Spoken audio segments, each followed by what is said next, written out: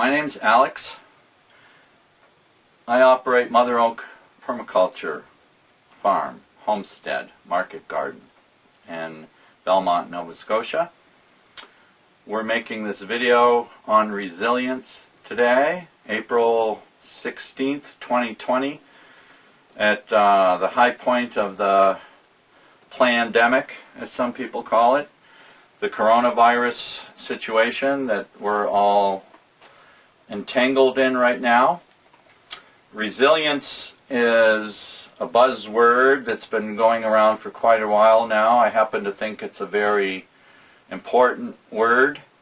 We've all heard it, and my intention and aim today is to try to explain my understanding of resilience and give you an idea of what it looks like, give you examples of what it looks like here at Mother Oak. It's been one of the themes here, one of my aims, along with regeneration of the landscape. So we're going to focus more on resilience and what it looks like, and I'm hoping that you can take what you're going to see here and apply it to whatever place you are in, whether that's a country place or an urban place or a suburban place. I think that the principles still apply. I'm going to be referring to my notes because there's a lot of things I want to cover, and there's a lot of details. So right now we are in what I call the sunroom, which is a passive solar room.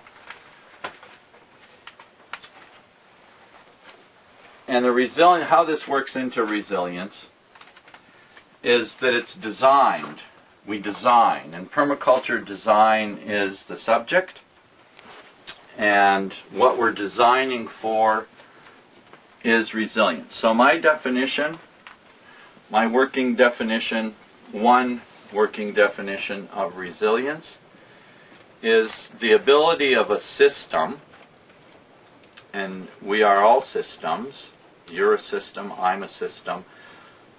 This homestead is more or less a system, a complex system. The ability or the quality of that system to be able to withstand shocks or disturbances or disruptions without it affecting the essential functions of the system. So those disruptions can be problems, they can be small problems, they can be big problems. Resilience counts more when the problems are big. So if the power goes out, that's a disruption. So whether you can continue doing what you need to do in a power failure would be a measure of your resilience. If the food doesn't show up at the store and suddenly you're starving, that's not resilience. So you want to have food. So those are the kinds of things that we're going to be talking about today. So once again, I'll just say that resilience is the ability of a system to withstand disruptions or big problems and still maintain the integrity of its functioning. So resilience works at different levels. It works on a personal level, whether you as a person are resilient.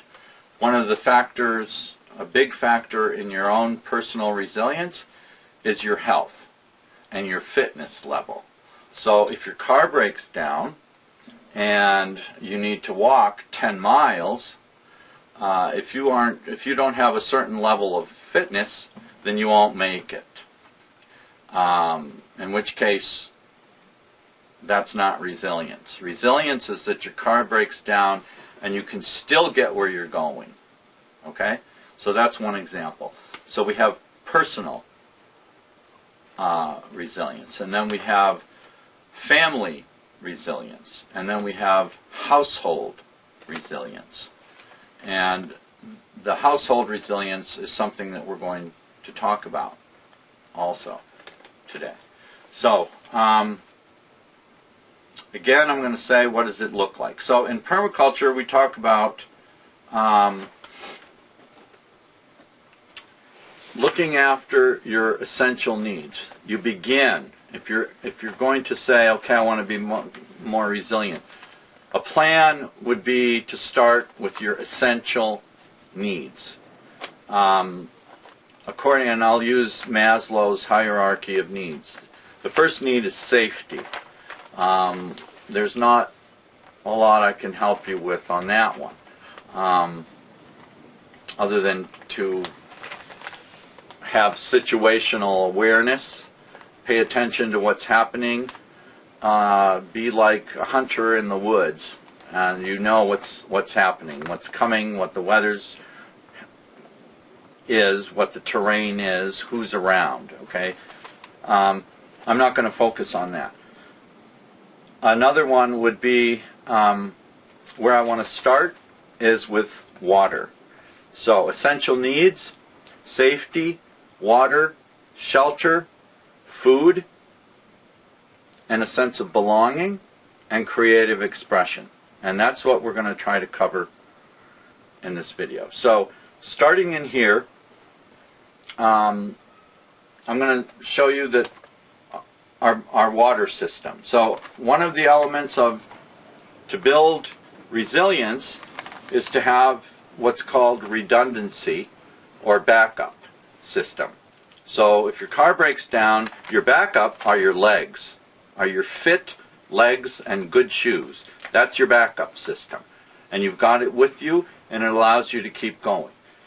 So water is, there is no life without water. Just check Mars if you doubt that.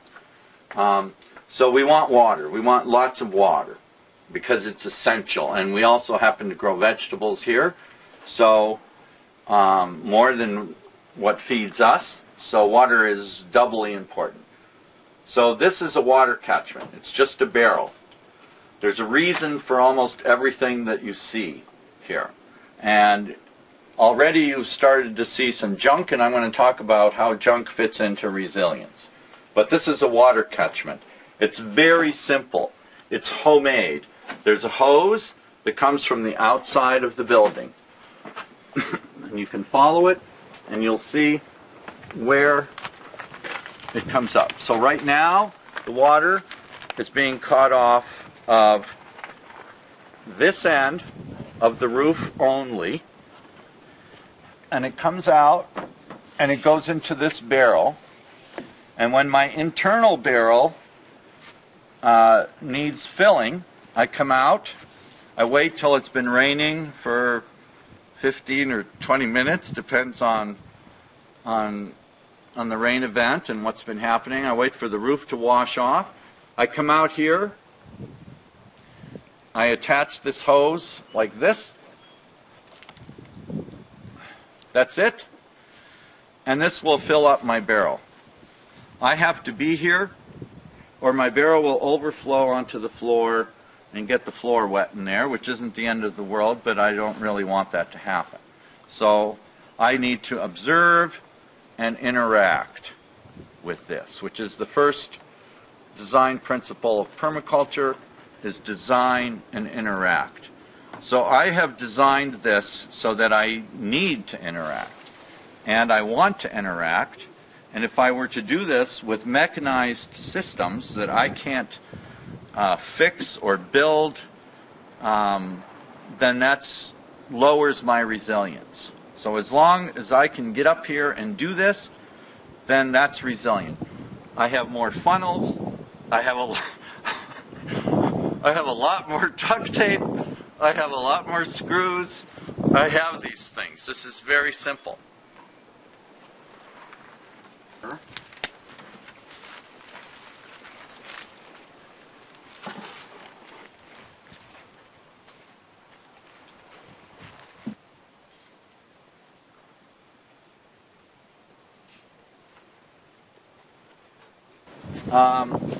So we're going to continue with water. So this is pond 1. You can see how close to the building it is.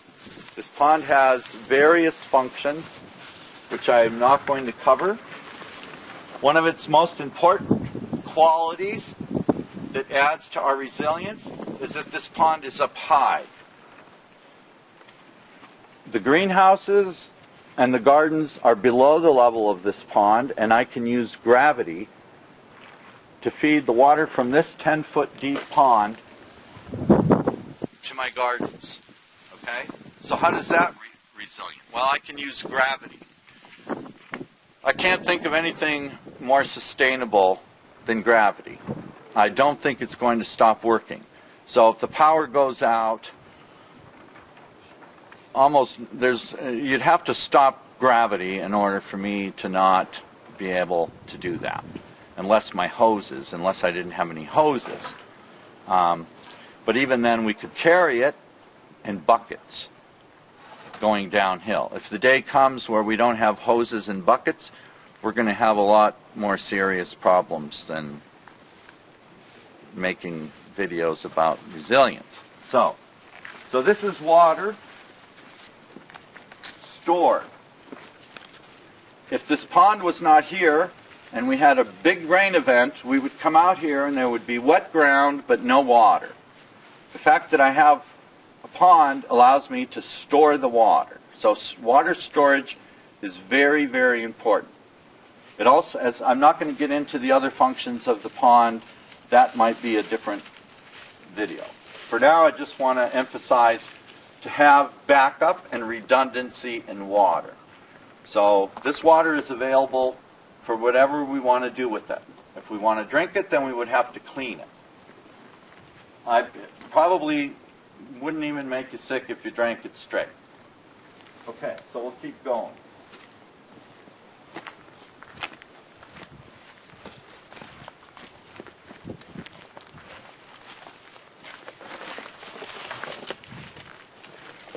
So down there is pond 2, which is more water storage.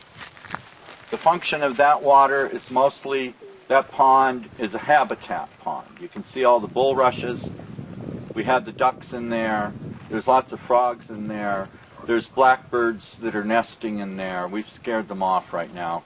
They don't want us to know that they're nesting in there, but they're nesting in there. So, but it's, again, stored water, and that's mostly part of our regeneration, and not so much resilience, but it's part of it. There's 3 ponds, and they're in a cascade. Pond 1 overflows through this spillway and flows in to pond 2. That helps clean the water. You can see that there's a duck in there right now. More than one. That's why the water's a little bit mucky, because the ducks are stirring it up. Okay? So let's keep going. So pond 2 is connected to pond 3 through another spillway, which you can see right here. And again, as the water flows through this spillway, just mechanically, by passing through all these root masses and grass masses, the water is, those are a natural filter that are helping to clean the water. So that by the time it gets to pond 3, our biggest pond, it's pretty clean. So this is a very deep pond. It's over 20 feet deep. And we swim in this pond. The ducks, we try not to let them swim in this pond too much because we like to swim in it, but they love this pond. And again, there's more frogs, reptiles, and things in this pond. Let's go look at it. I'll show an outlet. So this is all by design. These ponds were not here.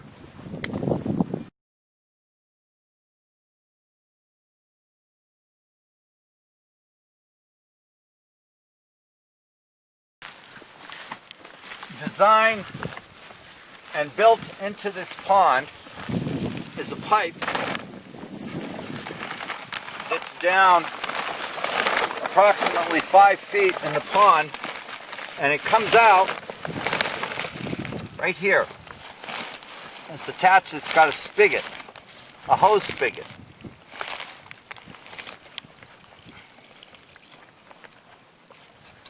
Which was on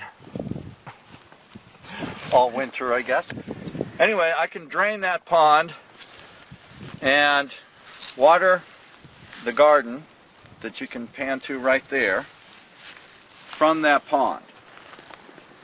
So in terms of us growing our food, if we need to water that garden, we can water it with just gravity from our pond.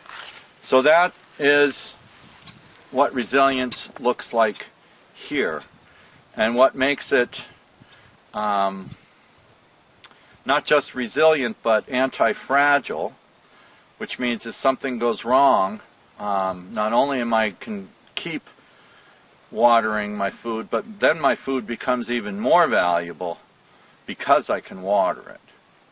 So if other people are dependent on, if I was dependent on a gas pump to water my food, to water the plants, to sell, I would be lost if my gas pump didn't work. In this case, gravity, using gravity, is about as resilient as you can possibly get, unless you can make it rain. So we're in the attached greenhouse now, and this is our kitchen water here. This is our water tank that we installed, and it's catching the water. The gutters don't run to the ends of the building, they run to the middle of this long building, and come here and enter the tank through this very, very simple design here. And right now this is the overflow pipe, which sends the water out to pond 3 because the tank is full. Well, if I want to fill up the kitchen water tank, I do what I just did, which is to just move this. I can do that in a heavy rainstorm. This has a filter, as you can see, that catches leaves and stuff. We go up every once in a while and clean out the leaves from the gutter. That's very easy to do. So this is our tank. The reason it's a small tank is because a bigger tank would not fit here. The reason it has the foil on it is to keep the light off the water, which keeps the water cooler and prevents algae growing in the tank. Then we have a bottom tank where there is algae growing that we fill from the top tank, and we use that tank to water in this greenhouse, to take showers with, for whatever we need it. Yeah, wash clothes, things like that. So I would prefer to have one large stainless steel tank here, but I haven't found one that I can afford yet, and this works.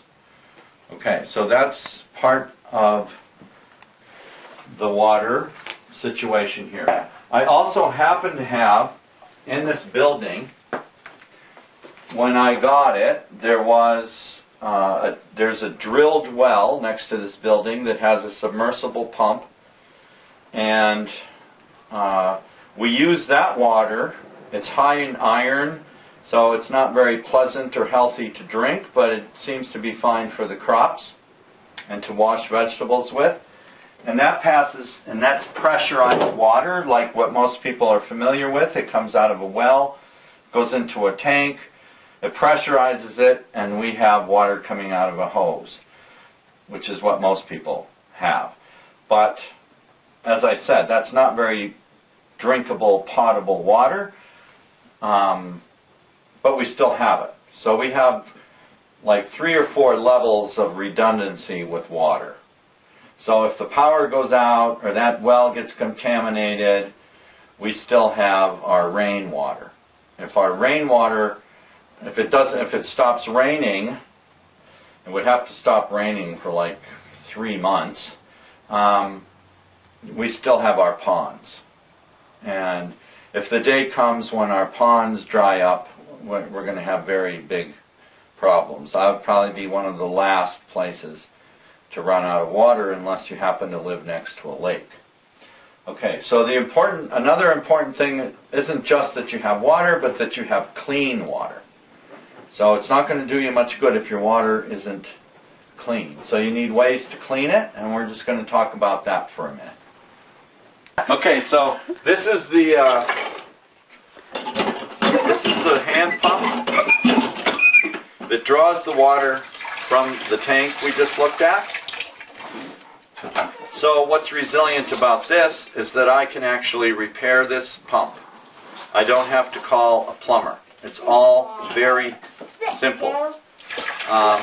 This is clean rainwater. Nonetheless, we run it through this Berkey filter here, which takes out like 99.99% of pretty much everything. So if you're not comfortable drinking the rainwater, you can drink from the Berkey. We also happen to have, spring water well that we pass by frequently, and so we also get water there because it's nice drinking water. So we have water from all kinds of places. So for people who, these days everybody's buying bottled water when they want clean water. So if you don't have a Berkey, which I would recommend that you get a Berkey, but you can also make a water filter out of gravel and sand or charcoal, very simply, that works on gravity. You could look up how to do that. It's very simple. Or you could buy a Swiss-made Katahdin pocket water filter, and we could take water, I've done it, out of a swamp, black, brackish water, and filter some of the debris out of it so it doesn't clog your filter, and you can just pump out of that and into a cup and drink it. And it has a cleanable filter, $200. How much bottled water can you buy for $200? And then there's no garbage. Okay? So even though I can't build this, I can clean it. There's not much that can go wrong with it. If you happen to have $200, it's probably a good thing to spend it on for water. So maybe I hope that it's self-explanatory how this adds to resilience.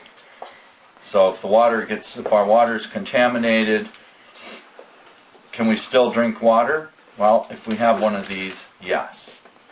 And we don't need to be throwing away millions of water bottles. So, I think that brings us to the end of water, of which I'm going to have a drink of right now. We're going to talk about the resilience of shelter. Obviously, we all need shelter depending on the climate that you're in. So we're going to look at some of the things that make this particular building, which is a repurposed barn that was actually designed to raise pigs in a very insane way and never really worked. It hasn't, that was over 30 years ago. Actually, it's been probably 35 years since this failed after 2 years as a pig operation. So I think the ghosts are gone of whatever happened here. So anyway, it's been my good fortune that this is a long, thin building, which is a great design for a building, to have a long, thin building that faces south and north. So what are some of the important resilient aspects of your house? Well, one is how you heat that house. Okay, so most of us who have centralized heating, there's a furnace in the house that heats the whole house. If the furnace fails, well, maybe you can fix your furnace, in which case that makes you more resilient. If if you can fix it without parts. Okay? So how you heat the house is one thing we're going to look at. This house is only heated by two things: sunlight and wood.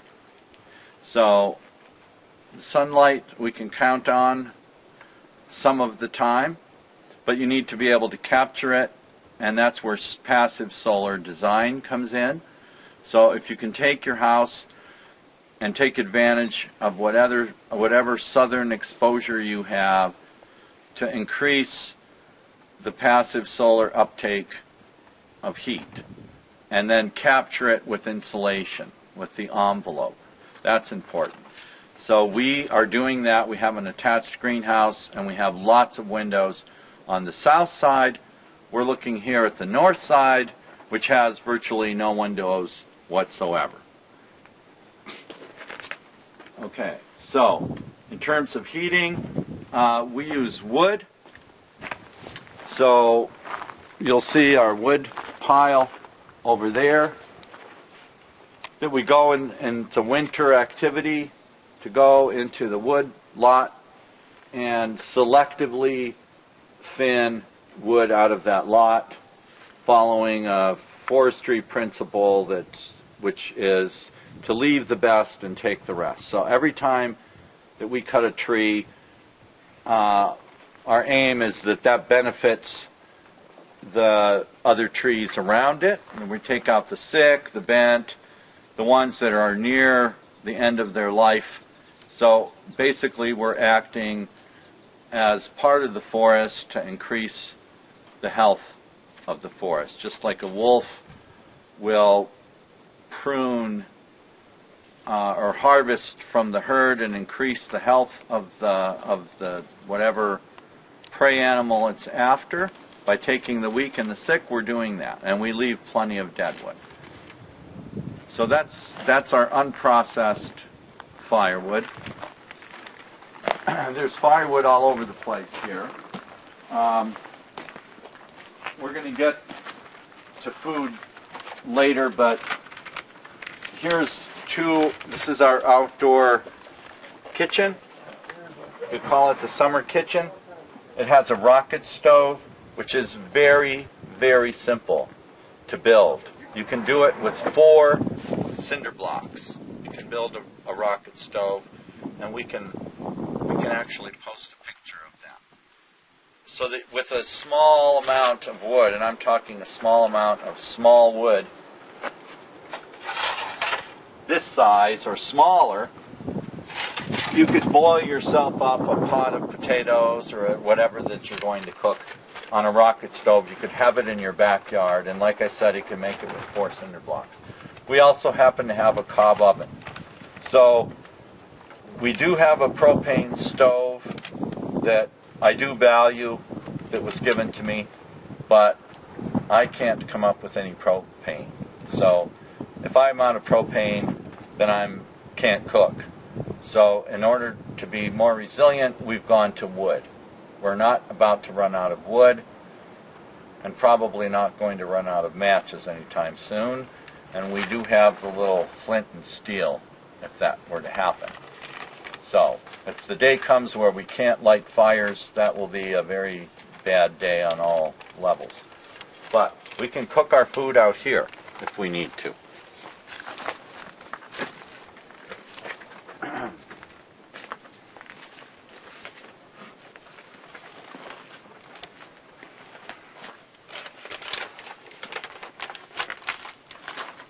So this was put to bed over the winter. I cover everything up because the cover doesn't keep it completely dry, and I like to keep it dry. And I just uncovered it this morning, so it looks kind of like a mess, which it is. But I haven't finished cleaning it up yet. So a rocket stove, a rocket cook stove is what that is, and I'll show you another version of that. I actually have a mini version of it. So we'll go in here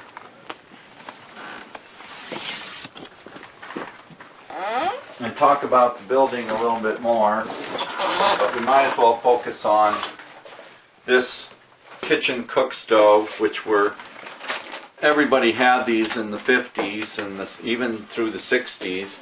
These were made in New Brunswick and Nova Scotia. I got this for $100. It was in pieces outside, and it's a good cook stove. We just cooked with it. We cook with it frequently, and it will heat this kitchen.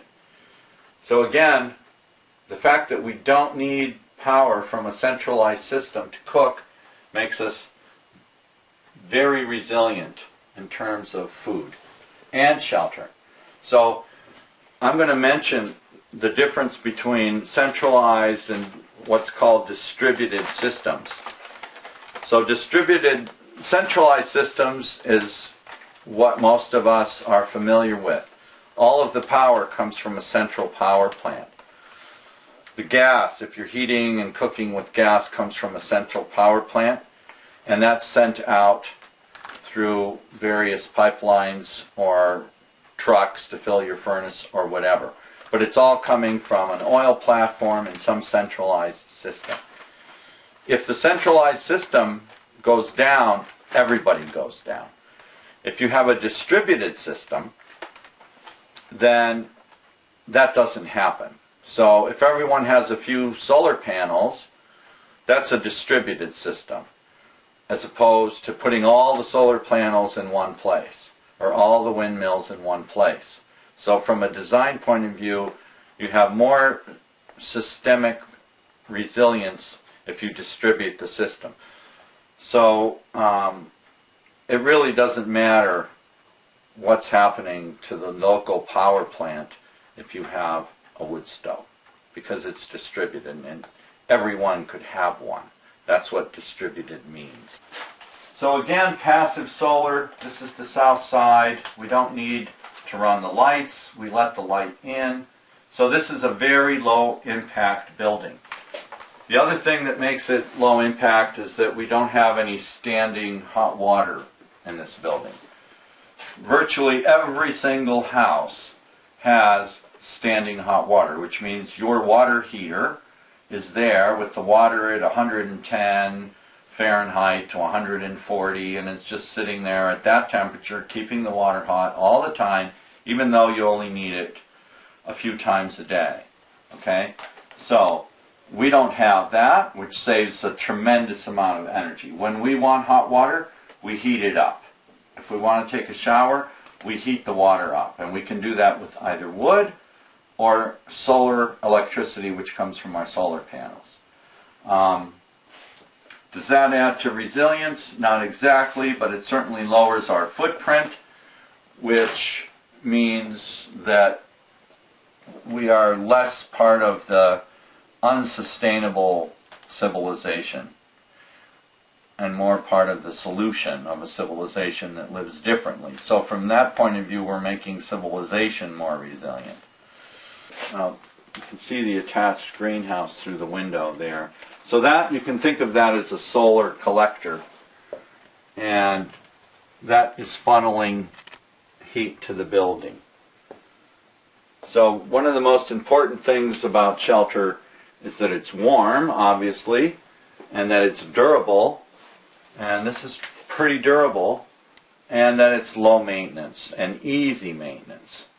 So easy maintenance, anytime you can switch, if you have to change something in your house, change it and try to make it easier to work. The less mechanical moving parts, the easier it is to repair it. So if you can design it that way, then you will be more resilient. Food is kind of what I do. I'm a market gardener, so I grow vegetables, way more vegetables than I need.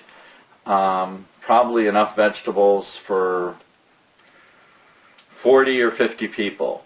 So that's way more than I need. But at the same time, I grow things that I don't sell. And for example, milk.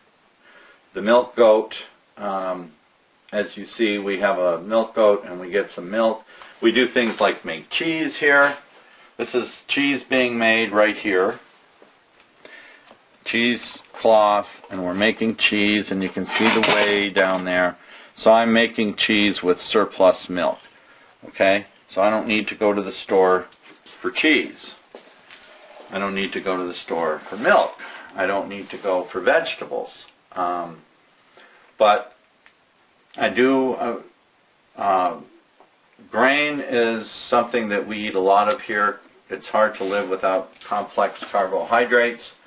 So my answer to that, besides trading my produce for organic sourdough bread, is to grow corn, dry corn, that looks like this.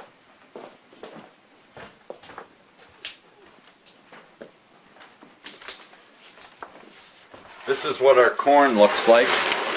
It stores for years. This particular corn is for the animals, for the ducks and chickens, because it's got a little bit of mold on the stalk, so that's why that's here. Otherwise our corn is very clean. And we run it through our grinder, our hand grinder, which I've had since I was 22. So that really gives us food security. So what does our food security look like? Well, it looks like a goat on a pasture. A goat on a rain-fed pasture. When I see that, I see food security. I have 2 beef animals. When I see them out on the pasture, to me that's food security. When I see my ducks in the pond, oddly enough, ducks can't, unlike cows and goats, ducks need a certain amount of grain. There's people who keep backyard chickens that think that that's sustainable, but without the grain, it is not sustainable. And they are most certainly not growing the grain, and so that's an issue to be looked at there in terms of resilience. So a big part of resilience also, becoming more resilient, isn't just adding new or different inputs or changing your inputs. It's also changing your behavior. Okay? So if you are, say, an almond milk drinker, and you just have to have your almond milk for some reason because goat milk is unethical or for some other reason you can't drink it, well, you could ask yourself how unsustainable and resilient it is for you to just be able to drink almond milk. Almonds don't grow here. Almond milk is not that easy to make compared to having a goat. So you can look at something like that and determine yourself which one is more resilient. Okay? So we do eat animal products, and I think that having the very few livestock, the very few well looked after livestock that I have, definitely increases my personal resilience and the household resilience and even the neighborhood community resilience, because we have enough to supply someone else as well. It doesn't take very much to have a surplus. Our animals have very good lives. They stay with their mothers. They can go outside anytime they want. I've talked about that in another video. I need to get into it.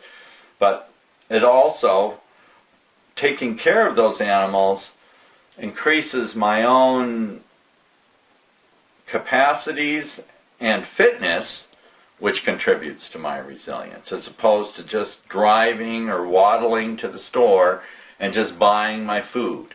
Okay? So the fact that I have to exert energy to get my food just naturally, automatically increases my fitness and therefore my resilience. So in terms of health, which I've studied for a long time, I think that eating the food from this land, natural, clean food, is also healthier, and I think I've explained how health fits in to resilience. So if you're sickly and you're down sick often, then it wouldn't that's not resilient. It doesn't appear resilient to me, and it makes the whole system less resilient if you, as a central actor in your system, are sick a lot. So we do different things with our food. One of the significant things we do is we make ferments.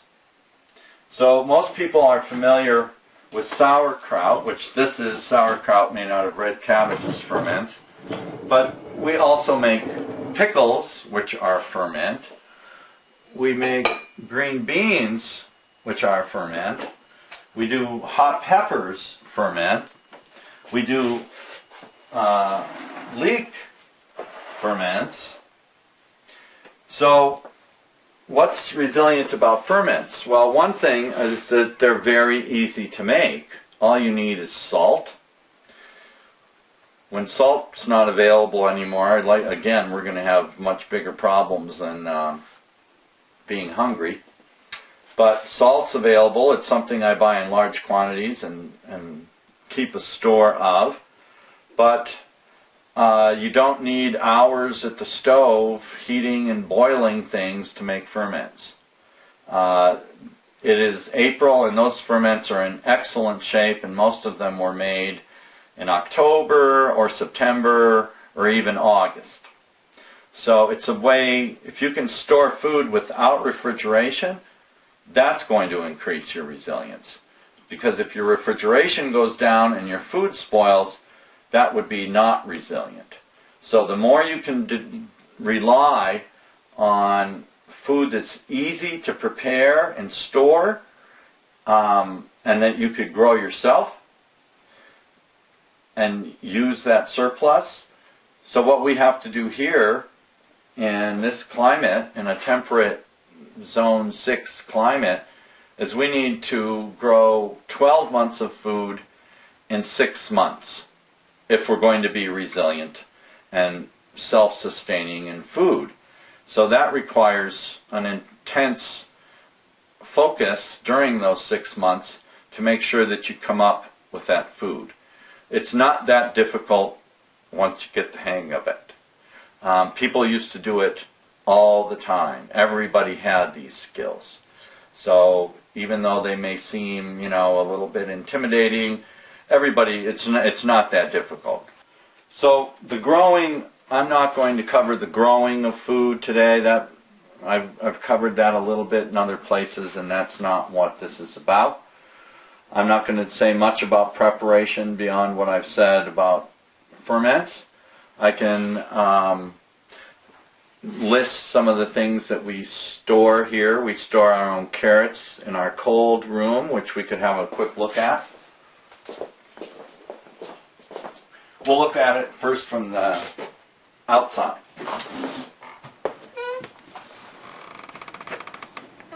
So this goes into a 10 by 12 room, and this is how I cool it in the winter, by taking out this window. Okay? So I don't need refrigeration. I don't need to run. It's kind of silly if you think about it, to have to run your refrigerator in the winter. So by design, that's just by design. So we've designed our situations that we need a refrigerator that comes from remote power to keep our food cold. Well, that's, to me, not a very smart design, so we've done it differently. And then internally,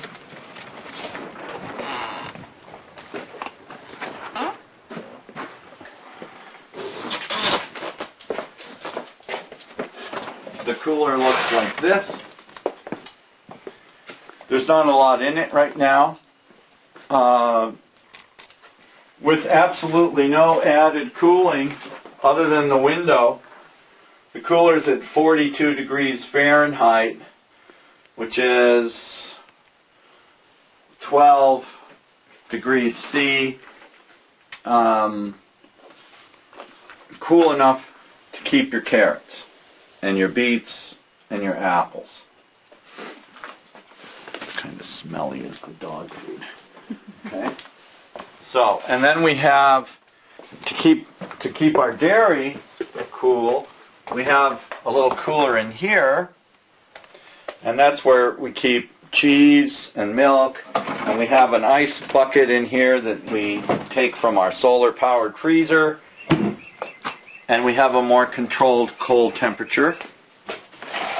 We also have a refrigeration unit which does run off of grid power, but as I mentioned, I'm a market gardener, so it's kind of been my business to sell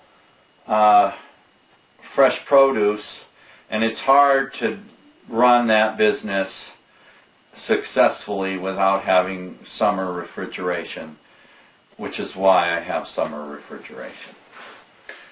Okay, and then we have dry storage.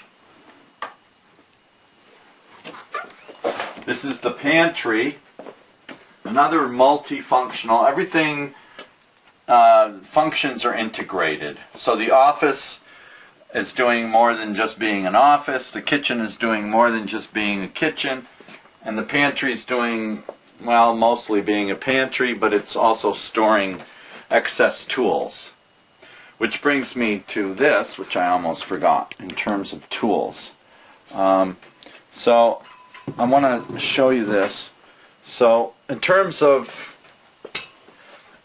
I mentioned firewood and resilience, and I have 3 chainsaws. I have 2 gas saws and I have an electric rechargeable saw, battery powered saw. If I don't have that, if I can't get fuel for my chainsaw, that my resilient ends there, unless we go out and break sticks like, you know, the indigenous people used to do, but they didn't need as much wood as we do. So I have backup hand tools to do everything that I do. So this is a crosscut saw. It's the only saw that people used to use, is hand saws. I have other smaller hand saws.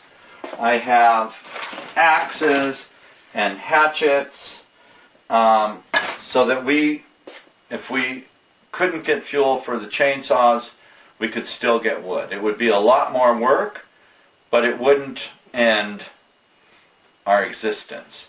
So that is what also resilience looks like, is having the tools themselves, knowing how to use them. So skills definitely increase your resilience, and tools, I think I own, of all the things that I own, which is a lot of books, is probably, and things that I probably buy more tools and fasteners than anything else. I just have a lot of tools, and I have duplicates of them so I can spread them in places where I need them, which makes less travel, which means I might get more done, which usually means I'm more resilient. So one thing I can't get done right now is to get my tooth fixed because of the coronavirus. The dentist is not using her tools, and so fortunately there's no pain, and I don't need those tools. I could survive probably the rest of my life. I think that's what people used to do without this tooth, but since I have the money, I can get it fixed. So I will do that if this virus thing ever ends. Okay, so I'll just show you a little storage here. So if you store some food and the rats eat it, well, that's not very resilient because now you're out of food. So pretty much anybody who's realistic will tell you that there are rats hiding in the wings somewhere. Certainly a farmer will tell you that. I've heard that in the city there's actually 75 rats per block, which is more rats than we have here. but there's always rats, and so I had to redesign my food storage. So you can see this is a bin, and it has metal underneath. There's no way for a rat to chew its way into this. I had to learn this the hard way, because the rats did chew their way into it. Right now I don't have rats for various reasons, one being my rat dog, who came in just at the right moment. So that's an example of something that you need to do, you can't just simply store your food.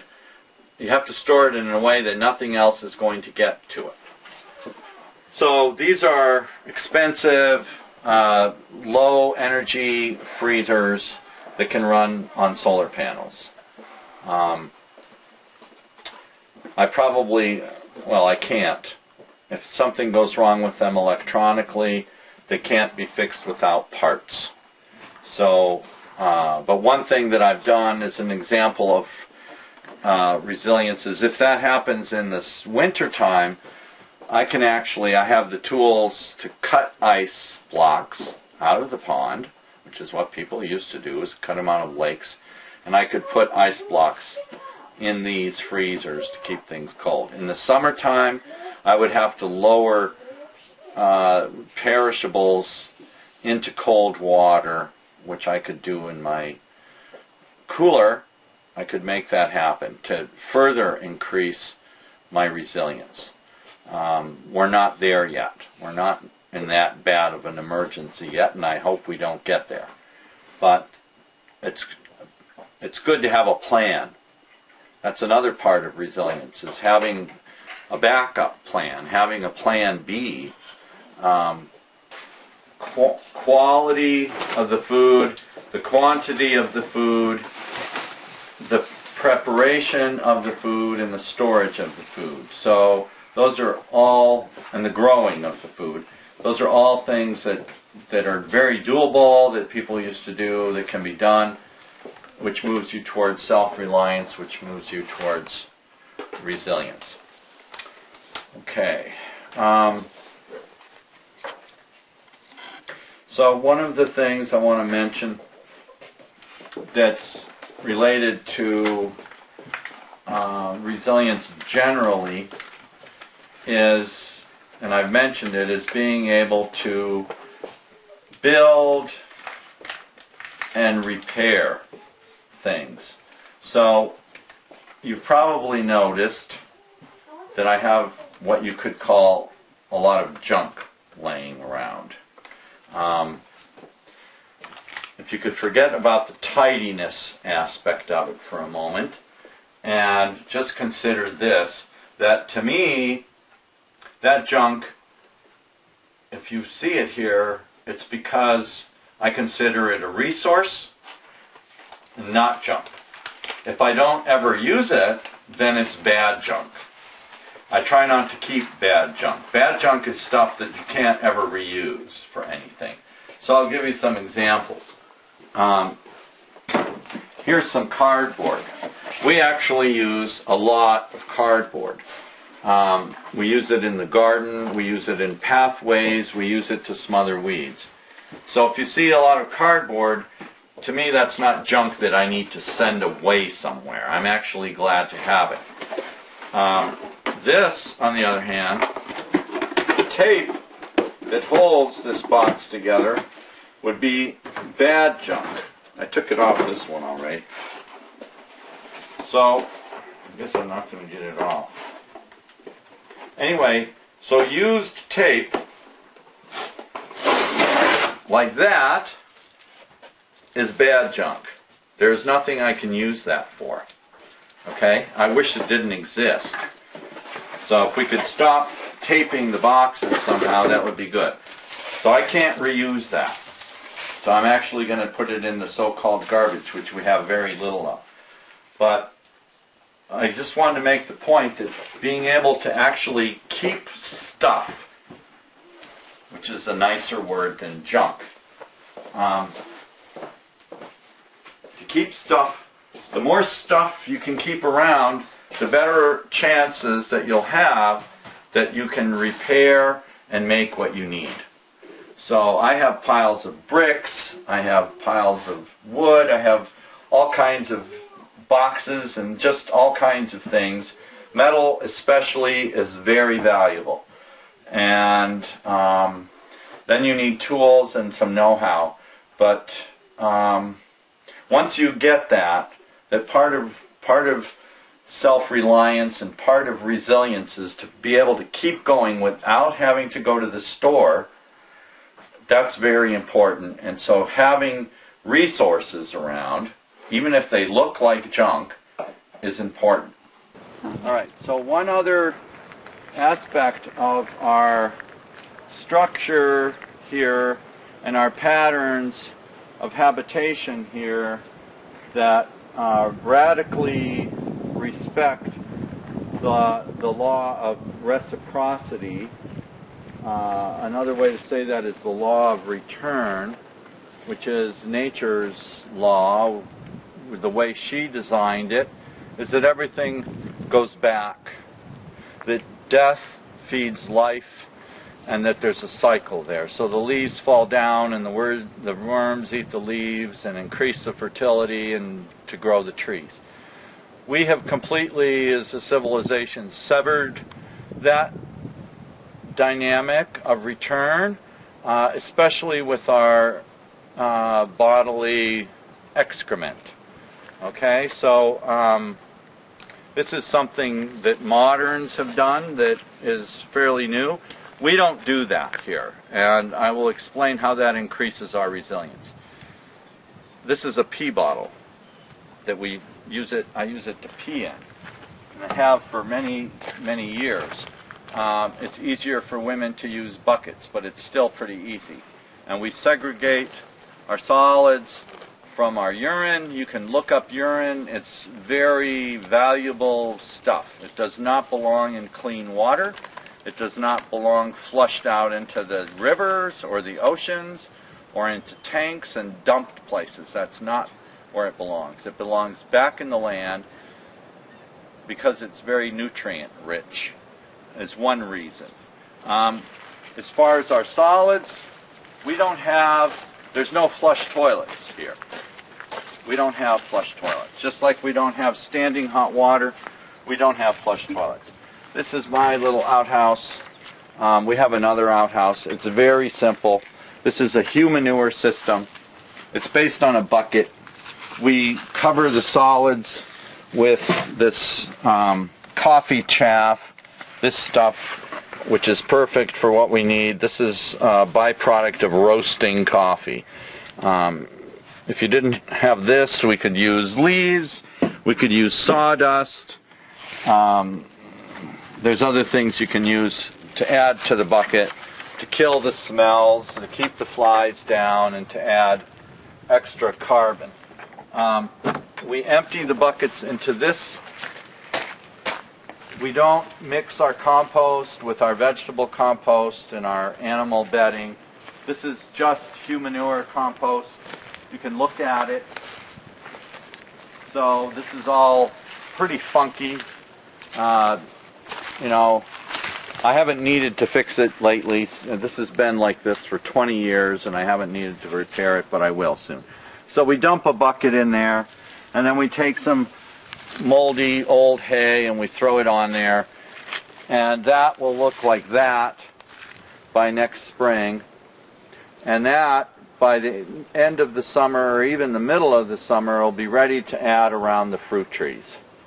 So that's how we return our bodily excretions to the land, which is what nature's design has been all along, and we have disrupted that.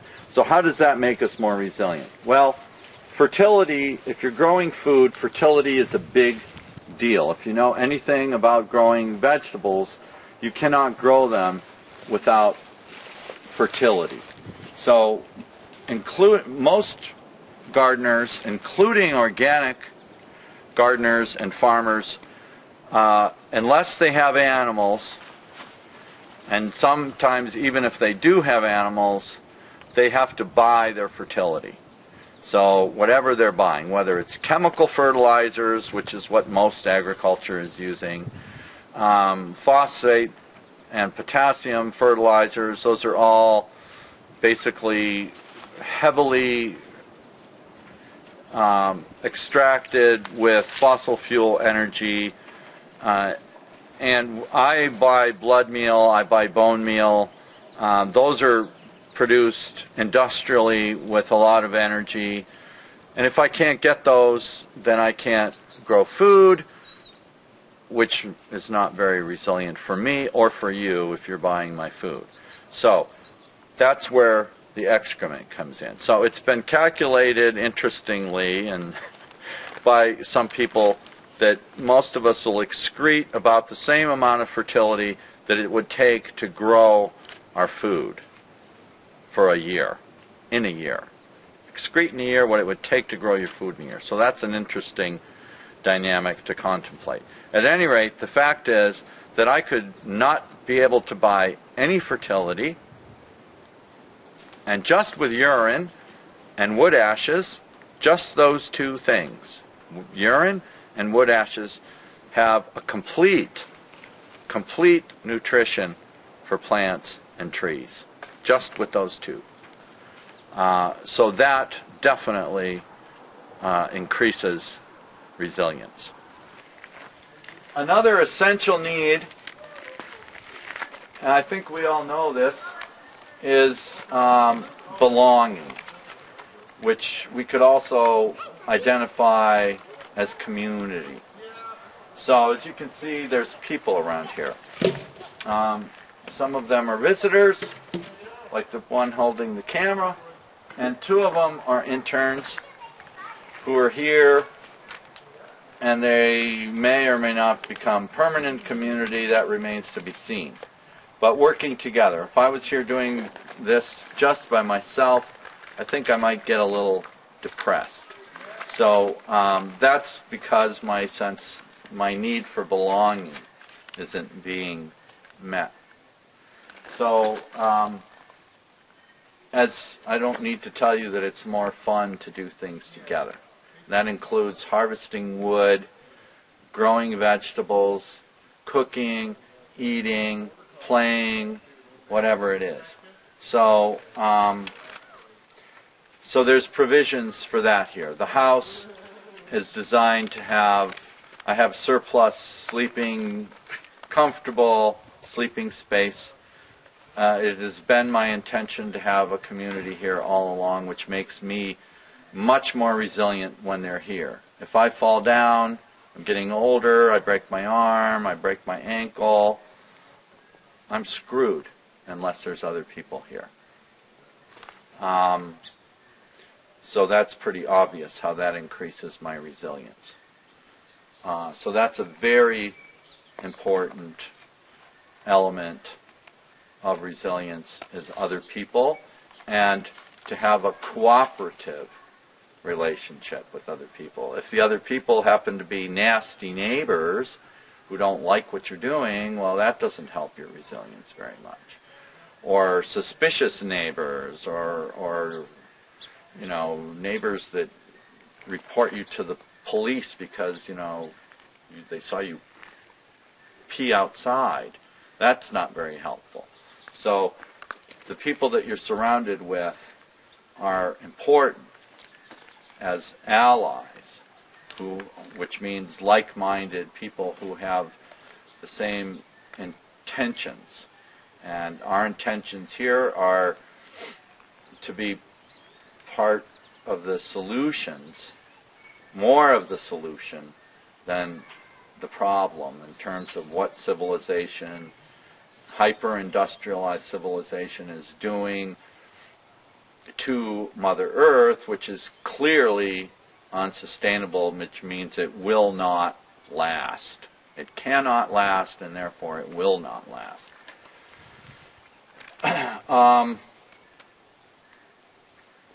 So the part of everything I've been talking about involves pattern recognition.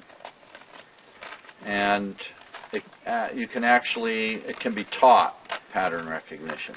So if you think about the dynamics that we've been describing here today, they involve patterns. Patterns of behavior, literally patterns of design, patterns of connection, how things are connected. So how are we connected to the goats? How are we connected to the ponds? How are we connected to the infrastructure and how it works? Just like how your body works, how's your liver connected to your brain, connected to your ankle, connected to your kidneys? To understand that, it helps to understand the patterns of movement in the system, which will then help you understand how the system works. The last need I want to cover is the need for, some people call it self-actualization. You can call it creative expression, meaning, finding meaning. I think those are all kind of the same thing. That we don't just need to feel a belonging, but we need to feel that somehow our life has meaning, which gives it value. So if we say something's meaningless, we don't usually tend to give it much value. So somehow beauty has meaning for us, and we can create beauty, and we can just the act of creation seems to be very fulfilling for people. So in my particular case here, designing and changing and implementing everything I've been showing you has been my creative expression for 30 years now, and it's worked, and it turns out that it's actually also a legacy that I can leave to whoever's here, because the nut trees that I've planted are going to be bearing nuts long after I've fed the worms. So that also has meaning. So if you can, I think most of us do that. I just spoke with someone who's stuck in an apartment, but she's learning the piano for the first time in her 60s, which is what I'm doing, which also is creative and adds meaning. So if that makes you happier and therefore healthier, that will add to your resilience. Depressed people who feel like their lives are meaningless are not very resilient. So all of these things are important.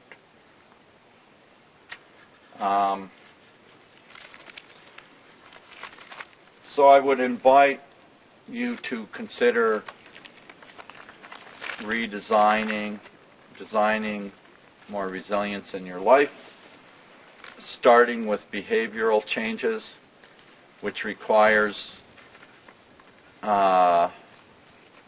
unconditional honesty about your entitlements and what you think you're entitled to, and how that might be part of the solution or the problem if you can adjust your entitlement.